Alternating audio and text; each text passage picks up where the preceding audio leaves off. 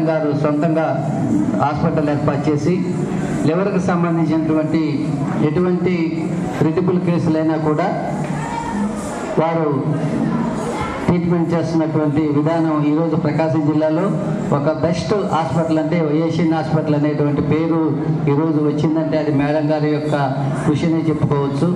Madam గారు వచ్చినప్పుడు ఒంగోలు వచ్చినప్పుడు కూడా నాకు మేడం గారితో ఫస్ట్ స్టార్టింగ్ మేడం గారి క్రిమ్స్లో పనిచేశారు.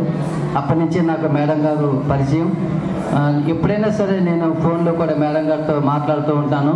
ఒక మంచి మనిషి అండి. ఎందుకంటే ఎటువంటి ట్రీట్మెంట్ అనే పరంగా కాకుండా ఒక మానవీయ విలువలు, ఒక మంచితనం, అలాగే కొంత ఎదుటి వాళ్ళని కాస్త ఏదైనా సరే వాళ్ళు ఇబ్బందులు ఉన్నారంటే వాళ్ళకి సహాయపడేటువంటి ఒక మంచి వ్యక్తిత్వం కలిగినటువంటి మేడం గారు ఈరోజు రావడం నాకు చాలా సంతోషంగా ఉంది. మీ అందరి కోసం మేడం గారు వచ్చారు. మేడం గారు ఫంక్షన్స్కి అటెండ్ అయ్యి కూడా నాకు తెలిసి ఒక 2 years నుంచి ఎటువంటి ఫంక్షన్స్కి మేడం గారు అటెండ్ అవ్వట్లేదు. ఈ ఫంక్షన్కే వచ్చినట్టు నాకైతే అర్థమవుతుంది. ఎందుకంటే తరచూ చూస్తుంటాను నేను. ఈ మధ్యకాలంలో కూడా మేడం గారు బాగా బిజీ అయిపోయారు.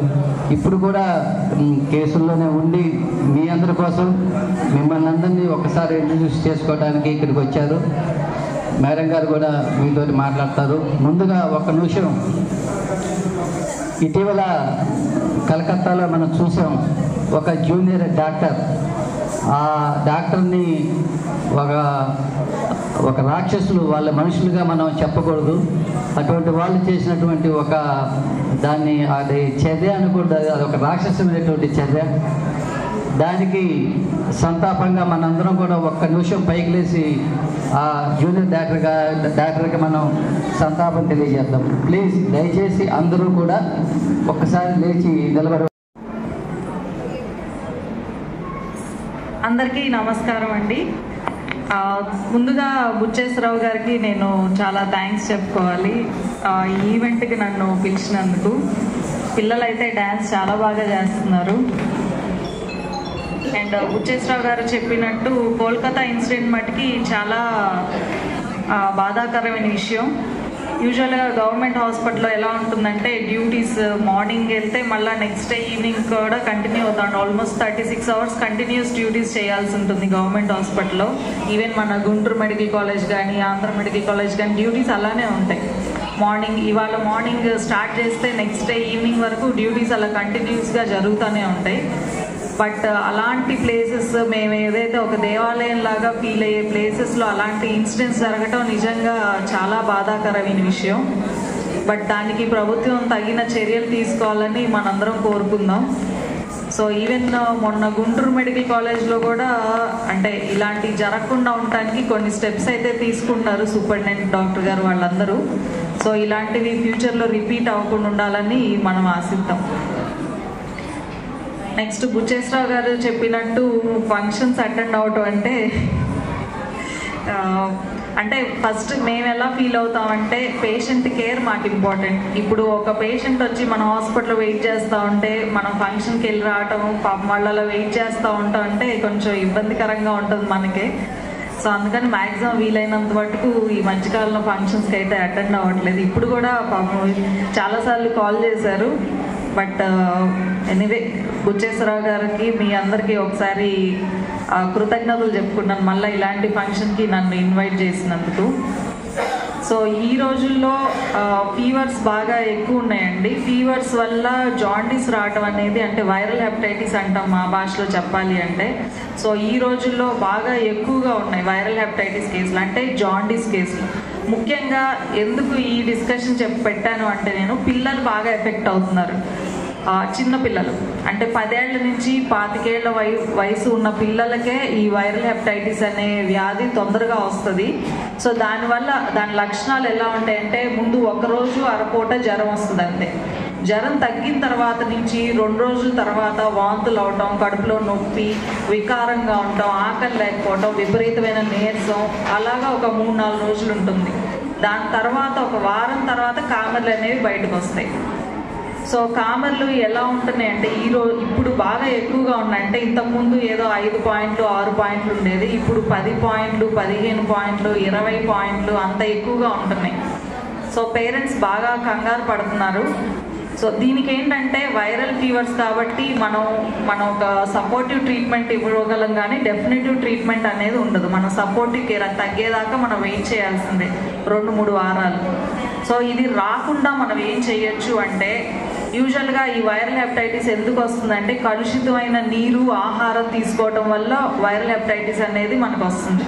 సో పిల్లలకి బయట తిళ్ళు తినటం, బయట ఫుడ్ బయట వాటర్ తాగటం ఇవన్నీ బాగా కట్టడి చేయాలి. బయట ఫుడ్ అనేది ఈ రోజుల్లో అస్సలు తీసుకోకూడదు. వాటర్ కూడా బాగా కాచి వడపోచిన తర్వాతే తాగాలి. అప్పుడే ఇది నివారించగలం. Prevention is better than cure. So దాన్ని ప్రివెంట్ చేయడం చాలా ఈజీ, ఎందుకంటే కలుషితమైన నీరు ఆహారం వల్ల వస్తుంది కాబట్టి అది మన చేతుల్లోనే ఉంటుంది. ఇప్పుడు డెంగ్యూ ఫీవర్ దోమల వల్ల ఎలా వస్తుందో ఇది కూడా కలుషితమైన ఆహారము కలుషితమైన నీరు వల్ల వస్తుంది. సో దాన్ని అవాయిడ్ చేయగలిగితే ఈ వైరల్ హెపటైటిస్ బారి నుంచి పిల్లల్ని కాపాడుకోవచ్చు. సో 100లో 1 2 ప్రాణాంతకరమైన తీవ్ర స్థాయి కూడా వచ్చే అవకాశం ఉంటుంది ఈ ఫీవర్స్ వల్ల. సో మనం జాగ్రత్తగా ఉండాలి. పిల్లలు ఇక్కడ చాలామంది పిల్లలు ఉన్నారు కాబట్టి వాళ్ళకే చెప్పాలనుకున్నాను, బయట ఫుడ్ కానీ బయట నీరు కానీ మీరు ఎక్కువ తీసుకోవద్దు. ఇంటి నుంచి వాటర్ బాటిల్స్ తీసుకెళ్ళండి, అలాగే ఇంటి నుంచే ఫుడ్ తీసుకెళ్ళి హాస్టల్స్కి స్కూల్స్లో కానీ కాలేజెస్లో కానీ ఇంటి నుంచి తీసుకెళ్ళిన ఫుడ్డే తినండి. అప్పుడే దీన్ని మనం నివారించగలం. ఇంకా నెక్స్ట్ గ్యాస్ ట్రబుల్ విషయానికి వస్తే పెద్దవాళ్ళకి సంబంధించిన విషయం.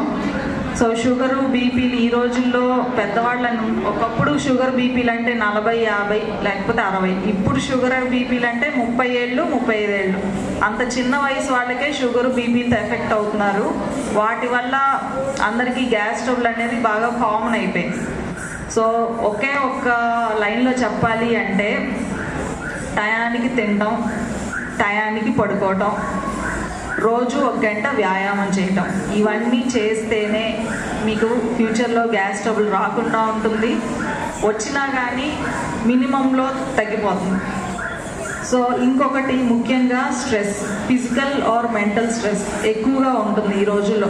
చిన్నపిల్లల దగ్గర నుంచి పెద్దవాళ్ళ వరకు 13 ఏళ్ళు 14 ఏళ్ళు 15 ఏళ్ళు వీళ్ళకేమో ఎగ్జామ్స్ టెన్షను, పెద్దవాళ్ళకేమో డబ్బులు టెన్షను, లేకపోతే ఉద్యోగాల టెన్షను, ఇంకేదన్నా కానీ. సో టెన్షన్ వల్ల ఈ రోజుల్లో గ్యాస్ ట్రబుల్ బాగా ఎక్కువగా ఉంటుంది.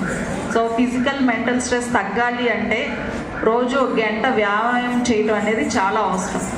పిల్లలైతే అసలు ఒకప్పుడు పిల్లలు ఆడుకునేవాళ్ళు, ఇప్పుడు ఆడుకోవడానికి టైమే లేదు వాళ్ళకి.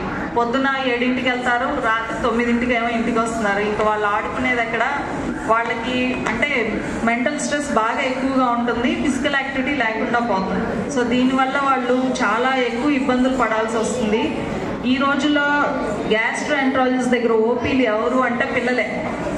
ఒకప్పుడు పెద్దవాళ్ళు 60 ఏళ్ళు 70 ఏళ్ళ వాళ్ళు వచ్చేవాళ్ళు, ఇప్పుడు పిల్లలు. హాస్టల్స్ డైరెక్ట్గా హాస్పిటల్కే. ఏంటంటే ఫుడ్ పడట్లేదు, లేదా టైం తినట్లేదు, నిద్ర లేదు అంటే ఇంకా డెఫినెట్గా గ్యాస్ ట్రబుల్స్ వస్తాయి. సో పిల్లల్ని 1 గంట ఆడించాలని చెప్పి నేను కోరుకుంటున్నా. పేరెంట్స్ అందరికీ నా రిక్వెస్ట్ అదే, పిల్లలకి 1 గంట ఆడుకోవడానికి టైం ఇవ్వాలి వాళ్ళకి. అప్పుడే ఫ్యూచర్లో ప్రాబ్లమ్స్ రాకుండా ఉంటాయి. సో ఈరోజు నాకు ఈ వేదిక మీదకి ఆహ్వానించినందుకు బుచ్చేశ్వరరావు గారికి మరొకసారి కృతజ్ఞతలు చెప్పుకుంటూ సెలవు తీసుకున్నాను. Thank you so much.